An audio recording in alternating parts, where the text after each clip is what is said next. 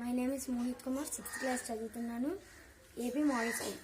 ఇప్పుడు మనం వాటర్ అనేది లీవ్స్ నుంచి పాలిస్టర్ కవర్లోకి ఎలా వెళ్తుందో చూద్దాం. ఫస్ట్ మనం కవర్లో లీవ్ పెట్టి